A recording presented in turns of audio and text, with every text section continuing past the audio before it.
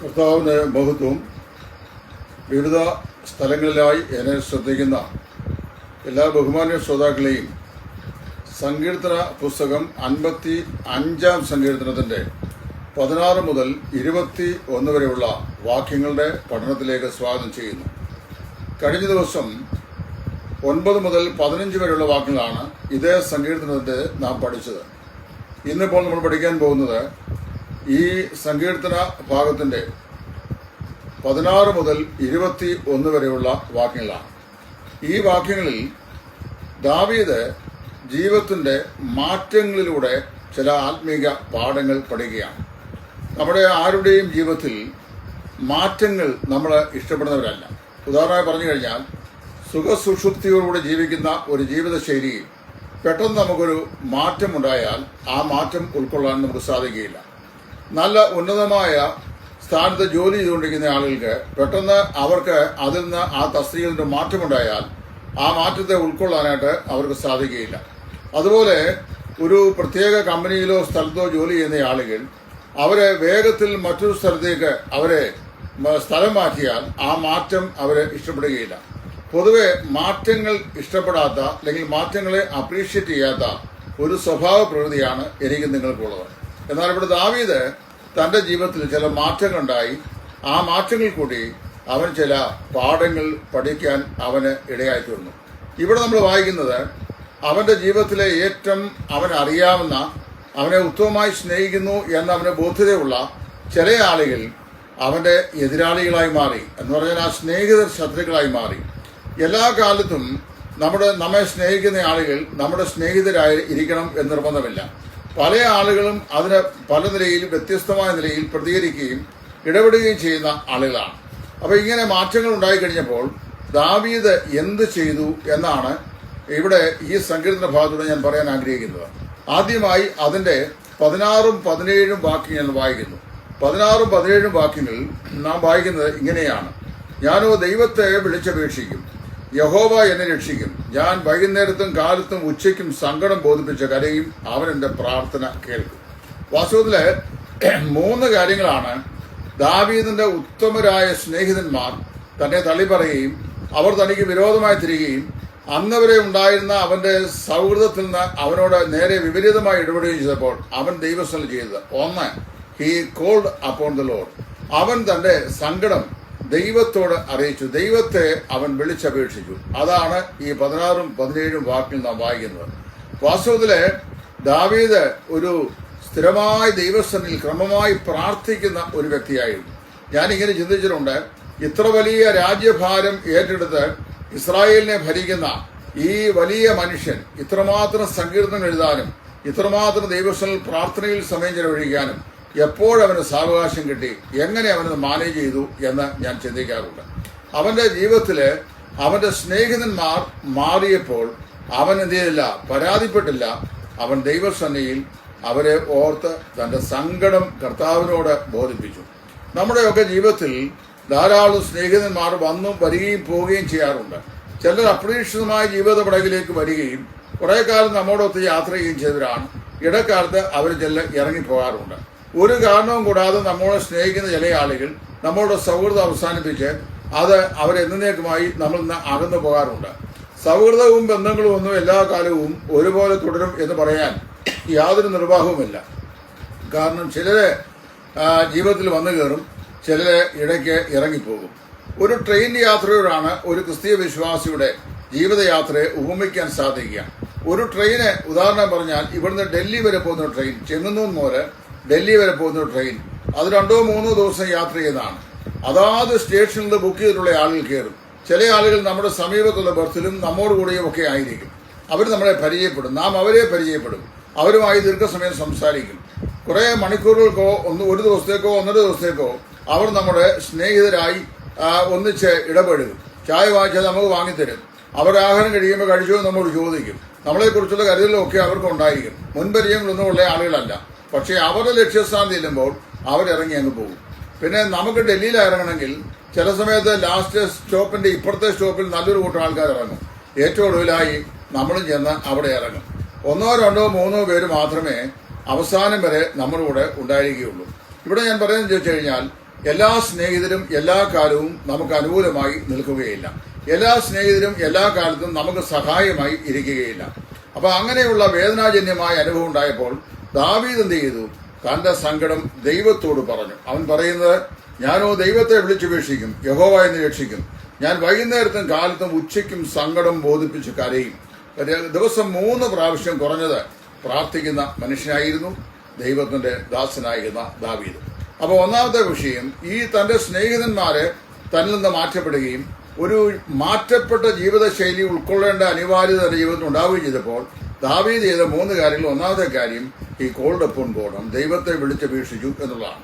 രണ്ടാമതും ചെയ്തെന്ന് ചോദിച്ചാൽ, he let God do judge. അതായത് ഈ പ്രത്യേക സാഹചര്യങ്ങളിൽ അവനൊരു വിധി പ്രഖ്യാപനത്തിന് തയ്യാറാകാതെ ദൈവം ആ സാഹചര്യത്തിലെ വിധിക്കട്ടെ എന്ന് അവൻ കണക്കാക്കി. 19-ാം വാക്യം അങ്ങനെയാണ് പറയുന്നത്.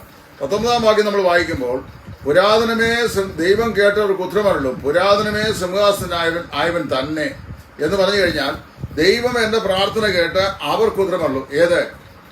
എന്റെ സ്നേഹിതന്മാരെ എന്നോട് അകറ്റിയ, എന്നെ കരുതുന്നവരെ എനിക്ക് വിരോധമാക്കിയ, എനിക്ക് വേണ്ടി പ്രാർത്ഥിക്കുന്നവരെ എന്റെ ശത്രുക്കളാക്കിയ ആളുകളെ കൂടെ ഞാൻ എന്റെ സങ്കടം ദൈവത്തോട് പറയുമ്പോൾ ദൈവം എന്ത് ചെയ്യും? എന്റെ പ്രാർത്ഥനയുടെ ശബ്ദം കേൾക്കും.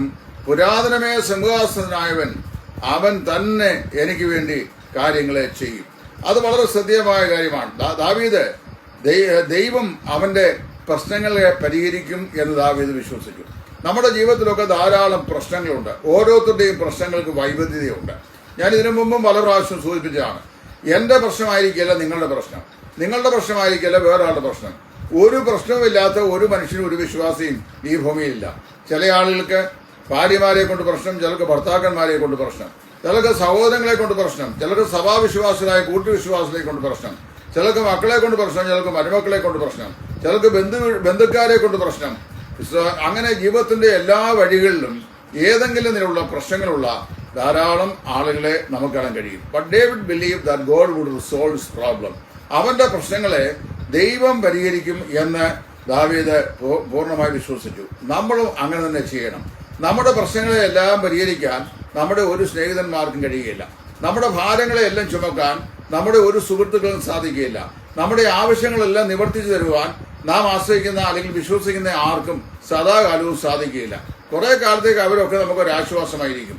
ഞാൻ വിശ്വസിക്കുന്നത്, എന്റെ ജീവിതത്തിലേക്ക് ഏതെങ്കിലും ഒരു സ്നേഹിതനെയോ ഒരു സുഹൃത്തിനെയോ ദൈവം എന്റെ അനർത്ഥ ജീവിതകാലത്ത് കൂട്ടിക്കൊണ്ട് വന്നെങ്കിൽ ആ കാലഘട്ടം തരണം ചെയ്യാൻ വേണ്ടി ദൈവം അന്നത്തേക്ക് ഒരുക്കിയ ആളുകളായിരുന്നു അവർ എന്നാണ്. സദാകാലവും അവരെന്റെ പിറകിൽ നിൽക്കുകയോ, സദാകാലം എനിക്ക് വേണ്ടി അവർ വാദിക്കുകയോ, സദാകാലം എന്നെ അവർ കരുതുകയോ, സദാകാലം എന്നോട് അവർ സൗഹൃദം പുലർത്തുകയോ ചെയ്യണം എന്ന് നിർബന്ധമൊന്നും ഇല്ല. കാരണം അവരും മനുഷ്യരാണ്. പലപ്പോഴും അവരും മാറി ചിന്തിക്കാൻ സാധ്യതയുള്ളവരാണ്. അവരും വഴുതിപ്പോകാൻ സാധ്യതയുള്ളവരാണ്. അവരും മറ്റുള്ളവരുടെ വാക്കുകൾ കേട്ട് വിശ്വസിക്കാൻ സാധ്യതയുള്ള ആളുകളാണ്. അപ്പൊ അങ്ങനെയൊക്കെ സംഭവിക്കും. അതുകൊണ്ട് ഞാൻ പറഞ്ഞതെന്ന് ചോദിച്ചു കഴിഞ്ഞാല്, എല്ലാ കാലത്തും നമുക്കും ചെയ്യാൻ കഴിയുന്നത് നമ്മുടെ ഭാരങ്ങൾ ദൈവത്തെ അറിയിക്കുക, സകലങ്ങൾ ദൈവത്തെ ബോധിപ്പിക്കുക. പുരാതനമേ സിംഹാസനായവൻ നമുക്ക് വേണ്ടി സ്വർഗത്തിൽ വസിക്കുന്നു, അവിടുന്ന് നമ്മുടെ കാര്യങ്ങൾ ചെയ്തുകൊള്ളും. ദൈവം ഈ കാര്യങ്ങൾ ചെയ്യട്ടെ എന്നാണ് ദാവീദ് ചിന്തിച്ചത്. Let God give you the friends you need to help you in your ministry. നിങ്ങളുടെ എന്റെയും ശുശ്രൂഷാ മണ്ഡലത്തിൽ നമ്മളെ സഹായിപ്പാൻ സന്മനസ്സുള്ള ആളുകളെ ദൈവം എഴുന്നേൽപ്പിക്കട്ടെ. ഞാൻ അങ്ങനെ വിശ്വസിക്കുന്നത്. എന്റെ ജീവിതത്തിന്റെ ഏതെങ്കിലും ഒരു ഭൗതിക ആവശ്യങ്ങളിൽ, ശുശ്രൂഷയുടെ ആവശ്യങ്ങളിൽ എന്നെ സഹായിക്കാൻ വേണ്ടി ഞാൻ ചില ആളുകളെ കണ്ടെത്തി അവരെ ഞാൻ മോട്ടിവേറ്റ് ചെയ്ത് അവരെ എന്റെ സഹായത്തിനായിട്ട് ഞാൻ മാടി വിടുന്നതിനേക്കാൾ എന്റെ ആവശ്യങ്ങൾ അറിഞ്ഞ് എനിക്ക് വേണ്ടി ചില ആളുകളെ ദൈവം എഴുന്നേൽപ്പിച്ച് അവരെ കൊണ്ട് എനിക്ക് ശുശ്രൂഷിക്കുന്നത്. കഴിഞ്ഞ കാലങ്ങളിൽ നന്ദിയോടെ ഞാൻ ദൈവത്തിന് സ്തോത്രം ചെയ്യുന്നു. അനേകരെ ഞങ്ങളെ മറന്നുപോയ ജീവിത സാഹചര്യങ്ങളിൽ 1-2 വ്യക്തികളെ ദൈവം ചില സ്ഥലങ്ങളിലായി എഴുന്നേൽപ്പിച്ച് ഈ അനേകർ ചെയ്യേണ്ടത് അവർ മുഖാന്തരമായി ദൈവം തമ്പുരാൻ നികത്തി ഞങ്ങളെ സഹായിച്ചിട്ടുണ്ട്. ഞങ്ങൾ അത് നന്ദിയോടുകൂടി ഓർക്കുകയാണ്.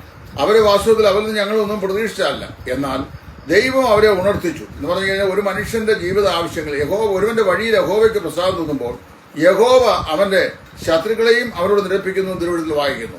സ്നേഹിതന്മാരെയും ഉണ്ടാക്കുന്ന ദൈവമാണ്. അപ്പം നമ്മൾ അറിയാത്ത ആളുകളെ അല്ലെങ്കിൽ നമ്മൾ പ്രതീക്ഷിക്കാത്ത ആളുകളെ നമുക്ക് വേണ്ടി ഹൃദയത്തിൽ ഓർപ്പിച്ച് ഉണർത്തിക്കൊണ്ട് യോസേഫിനെ കുറിച്ച് വായിക്കുന്ന പോലെ യഹോവ യോസേഫിനെ ഓർത്തു എന്ന് പറയുന്ന പോലെ നമ്മളെ ഓർത്തിട്ട് നമുക്ക് വേണ്ടി കാര്യങ്ങളെ ചെയ്യാൻ തയ്യാറായി ദൈവം ഉണർത്തുന്ന ആളുകളുണ്ട്. അവർ പക്ഷേ എണ്ണത്തിലധികം ആൾ കാണുകയില്ല, എന്നാൽ അവർ ഗുണത്തിൽ മറ്റവരെക്കാൾ ശ്രേഷ്ഠന്മാരായിരിക്കും. അവരെ ദൈവം എന്ത് ചെയ്യും? നമുക്ക് വേണ്ടി ഉയർത്തും. അതിന്റെ ഏറ്റവും വലിയ തെളിവല്ലേ ഇപ്പൊ ഏലിയാവിന്റെ രക്ഷ എന്ന് പറയുമ്പോൾ ഇവരെ പല ആളുകളും പരിഹാസരൂപേണ അതിനെ പ്രതികരിക്കുന്നത് ഞാൻ കണ്ടിട്ടുണ്ട്.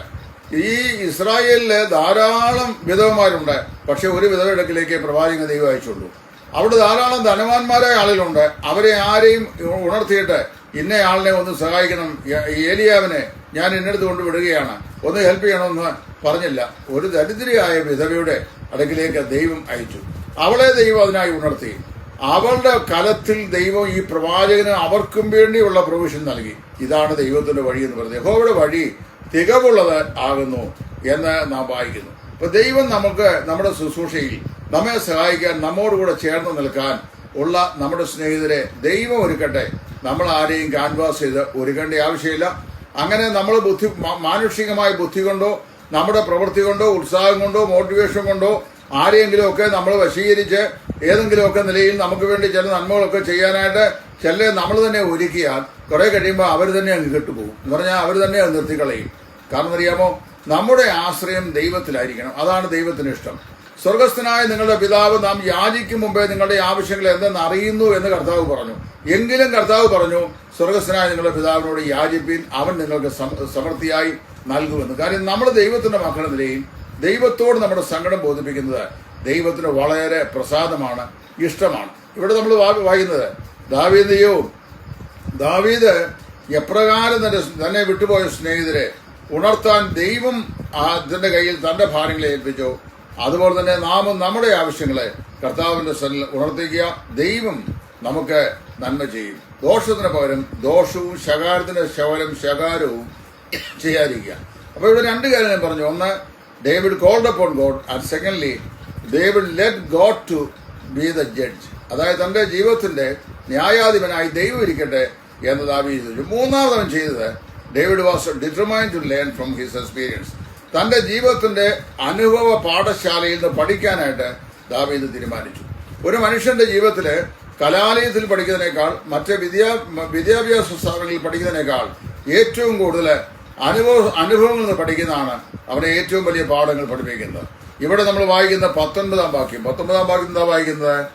ദൈവം കേട്ട് അവർക്ക് ഉത്തരമരുളും, പുരാതനമേ സിംഹാസനായവൻ തന്നെ അവർക്ക് മാനസാന്തരമില്ല, അവർ ദൈവത്തെ ഭയപ്പെടുന്നതുമില്ല.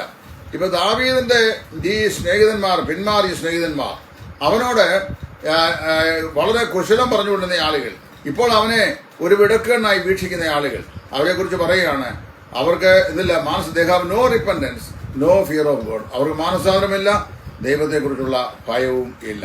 ഇത് പ്രത്യേകം ശ്രദ്ധിക്കണം. ദാവീദ് ഒരു വല്ലാത്ത ജീവിത സ്റ്റൈൽ കൂടി കടന്നു പോവുകയായിരുന്നു.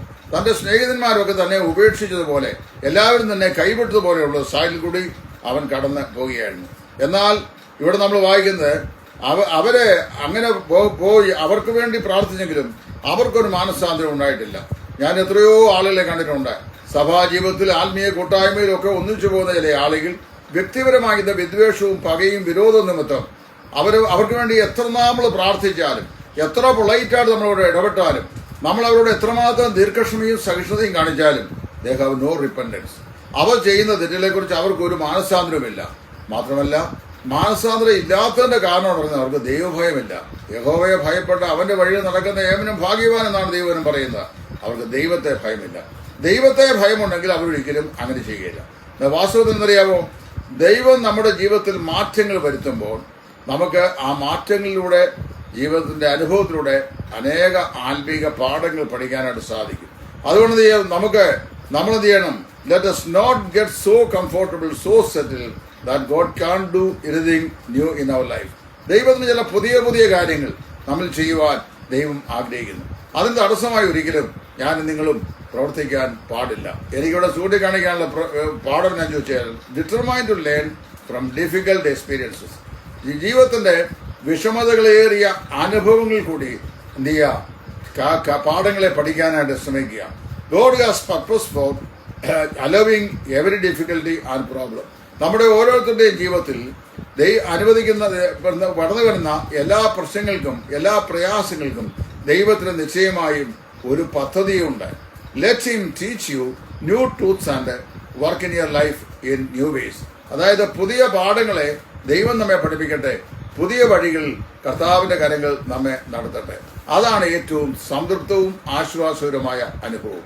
ഈ ചിന്തകൾ ഈ സങ്കീർത്തന ഭാഗത്തിൽ ദൈവത്തിന്റെ പരിശുദ്ധാത്മാവ് എനിക്ക് തന്നത് ഞാൻ നിങ്ങളുടെ എല്ലാവരുടെയും അനുഗ്രഹത്തിനായി ഇവിടെ ഷെയർ ചെയ്തു എന്ന് മാത്രം. ദൈവം നിങ്ങളെ ഏവരെയും അനുഗ്രഹിക്കട്ടെ.